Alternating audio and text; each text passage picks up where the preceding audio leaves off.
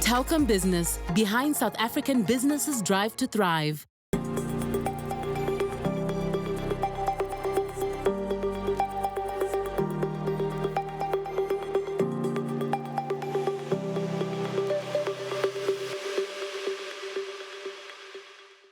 Welcome to the Entrepreneurial SME with me, Rams Mabote. South Africa's unemployment rate fell to 31.9% in Q3 of 2023, the lowest in a year. There is a variety of factors contributing to this, but fact is small businesses play a big role in mitigating this challenge. This week, we have entrepreneur and co-founder of Jobox, Sibusiso Buna. But before we go straight into the specifics, let's take a quick look at what Jobox is all about.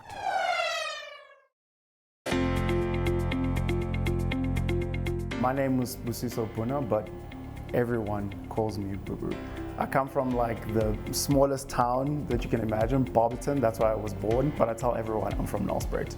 What Jobox is and what we're all about is we are trying to solve South Africa's largest endemic, youth unemployment. We've got an early talent discovery ecosystem, and what it does, it connects businesses, students, and universities. So we've decided to focus on graduate youth unemployability. 2 out of 5 graduates graduate, but then within the first and second year after graduating, they can't get a job. So why can't they get a job? It's because they lack soft skills. So at Jobox, what we're trying to do is to provide them the skills and capabilities that they need to stay, enter, and then eventually we really want these young people to thrive in the world of work. So my whole life, I loved solving problems. It was something that I really, really enjoyed. But I really struggled to find a career path that would allow me to solve problems in the way that I wanted to solve problems. And I thought to myself, you know what? If I understand the legal framework, the legal structure, I'm going to be able to solve as many problems in South Africa as I can. And when that little light bulb moment happened, I was like, that's it. This is what I need to do. I need to be a founder. I need to be an entrepreneur, because you have the freedom and flexibility to solve any problem that you want to solve. And then I actually met my co-founder while I was trying to improve my profile in the entrepreneurship space. And he was the one that came to me and he said, dude, I really like you. I've got this incredible thing that I want to start. And this thing was Jobox. And we've done really well over the last couple of years. We've got 22 university partners across the country, meaning that we are assisting students in every single province. It's something that we're incredibly proud of.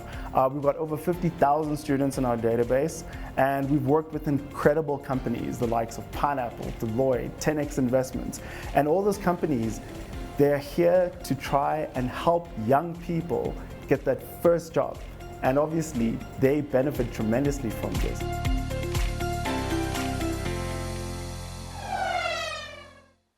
Sbu, good evening and thank you for coming in. Let's start at the top. First, I think I butchered the name of the organization. Jobox. What is Jobox? No, don't worry. Why Jobox? Don't worry, a lot of people tend to pronounce it differently. Jobox is one of the ones that we get. I even thought your middle name was Joe. What is Jobox? So what Jobox is the word Jobox. Pretty simple. It's a box of jobs. Oh. So we took the words, we took the words and we merged them together, kind of just to give a sense of what we're trying to offer to the world. So over the years, I have wondered about why is it that we would have, if you look at job ads, right, there's hundreds of thousands of those. And then there's people who are unemployed with education. I always wondered, what's missing here? Is there no connection between the employers and those who would need employment? But then you mentioned something at the beginning, soft skills. What are we talking about there? And is that the missing link? Yeah, so soft skills are those things which are not tangible. They're kind of they're in the air. It's oh, how good of a leader are you? How good is your problem solving? How well do you communicate? Yeah. These things are there and you can read about them. I can read about being a good leader all I want to read about, but that doesn't necessarily mean that I am a good leader. I need to be put into leadership positions in order to be able to test whether I have good leadership or not. I can say that I'm a good communicator, but I need to be put in an environment where I'm actually communicating and then get feedback from people to say, okay, boo-boo, we think that you actually need to work on this or you need to work on that. And that's the thing that is missing. So we've got incredible higher education institutions here in South Africa. Some of them are generally speaking world class, and they're teaching people and they're preparing people in terms of like their theoretical knowledge that they have once they leave. It's incredible. However, now when I want to hire you, I know that you know the thing that you need to do, but can I put you in a boardroom and then can you actually talk about this thing to the clients we've got in this boardroom? And that's the thing that is missing, that practical component of being actually able to test your soft skills. That is the thing that is missing. And that's why a lot of the time we've got like all of these job applications open and the title will say entry level. And then you're like, okay, cool, great. I fit this demographic. I just graduated. I'm entry level talent. You click on the button, you see the ad, and they say 2 to 3 years worth of work experience. Why do they say that? It's because they just want to make sure that you've got those soft skills.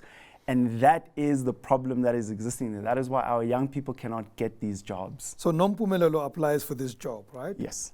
But she comes through Jobox. How do you then get her the soft skills? Brilliant, brilliant question. So what we are trying to really do is to say, okay, Nompumelelo, you are a student right now. You don't have these soft skills yet, but maybe you've actually been volunteering or you've been very active in your res or you've joined a society, whatever it may be. We then say to the businesses, hey guys, come and work with these young people. Why do you want to work with these young people? 2 reasons. First reason is they're a little bit more affordable than going to go hire someone, full time.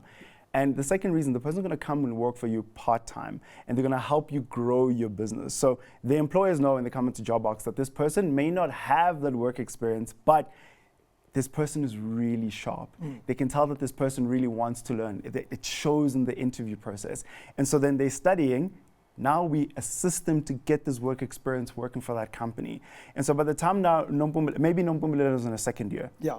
And she's doing part-time work at a real company, making real impact. She's working maybe as in the marketing team. But the biggest impact on herself, more than anything else, right, is to get that work experience. Is to actually be in an environment where someone can say, as an actual leader or as an actual boss or a manager, hey, Nompumelelo, why don't you work on this thing here? I saw what you said in the meeting.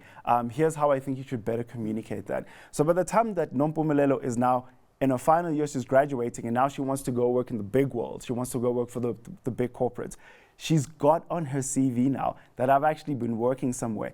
And you can tell the difference between a person who's just went to varsity and just, focused on their books versus someone who focused on the books, did really well, but they also were trying to expand who they were while they were studying. They were trying to get these part-time jobs. And you can tell immediately in the interview, okay, cool, this person's going to be fantastic. They're still a bit raw. Yeah.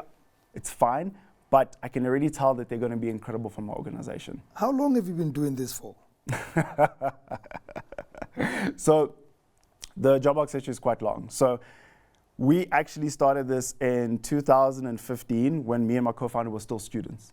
We're unemployed. We were actually, we were sitting there and we were saying to ourselves, there's something wrong here. We need to fix this. And while we were still students, we started Jobox ourselves. And then we did it. Like 2015 came up with the idea. 2016, we decided, hey, let's try and do this thing. And then we did it for 2 years while we were still studying. And then, our parents said to us at the end of the whole process, you guys are graduating. Is this actually going to, pay your bills and do all that kind of stuff? And at the time, we were just not at that stage for Jobox to be able to do that. So we went into the corporate world. But once you bit that entrepreneurial bug, once that thing is bitten you, and you're working in corporate and you're just like, I need to get back myself out there. And so we did it. We quit our jobs. 2019, we revitalized Jobox. And in 2020, that's when Jobox became what it is today. So we've been actually operating now for the last 3 years. Let's take a break. When we come back, we speak more to Sibusiso Buna.